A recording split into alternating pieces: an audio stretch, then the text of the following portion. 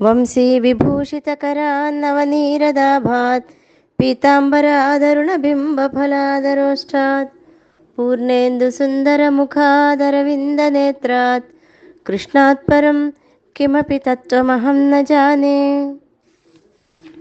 क्षेत्रक्षेत्रज्ञयोरेवमन्तरं ज्ञानचक्षुषा भूतप्रकृतिमोक्षं च ये विदुर्यान्ति ते परम्।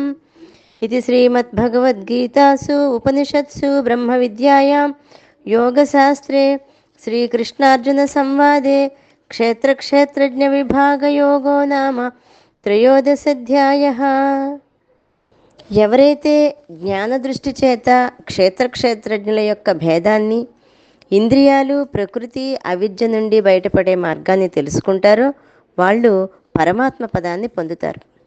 క్షేత్రక్షేత్రజ్ఞుల గురించిన జ్ఞానమే మోక్షానికి సోపానం అని తెలుసుకుని దాన్ని సాధించాలి.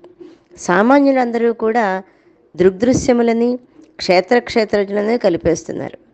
నేనే దేహము, నేనే మనస్సు, నేనే గొప్పవాడిని, నేనే చాలా అందగాడిని, నేనే ఫలానా జాతివాడిని అని అనుకుంటూ జీవుడు క్షేత్రంలో కలిసిపోతూ ఆనందాన్ని పొందేస్తున్నాడు. అదే దుఃఖాలకి కారణము, బంధాలకి కారణమవుతుంది. నిజానికి జీవుడు క్షేత్రజ్ఞుడైనటువంటి ఆత్మయే కానీ క్షేత్రము కాదు. మొదటి నుంచి ఈ క్షేత్రజ్ఞ విభాగ యోగంలో ఇదే మాట చెప్తున్నారు.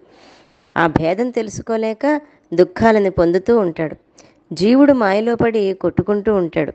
జ్ఞాన సాధనల ద్వారా అందులో నుండి, అంటే ఆ మాయలో నుండి బయటపడడానికి ప్రయత్నిస్తూ ఉంటాడు. మోక్ష ప్రాప్తికై జ్ఞాననేత్రాన్ని పొందాలి.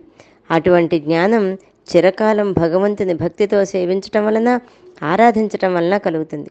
కనుక భక్తి చేత, ఉపాసన చేత, పరోపకారం వంటి పుణ్యకార్యాల చేత భగవంతుని ప్రీతితో సేవించినట్లయితే జ్ఞాననేత్రం వలన తను క్షేత్రజ్ఞుడే కానీ క్షేత్రము కాదని భావిస్తూ జీవుడు మోక్షాన్ని పొందుతాడు. కనుక ఈ విషయాలను జాగ్రత్తగా పరిశీలించి సాధన చేసినట్లయితే మోక్షం ప్రాప్తిస్తుందనే విషయాన్ని తెలియజేస్తూ ఇక్కడితో 13వ అధ్యాయం క్షేత్రజ్ఞ విభాగ యోగం పూర్తి అయింది. జై గురుదత్త.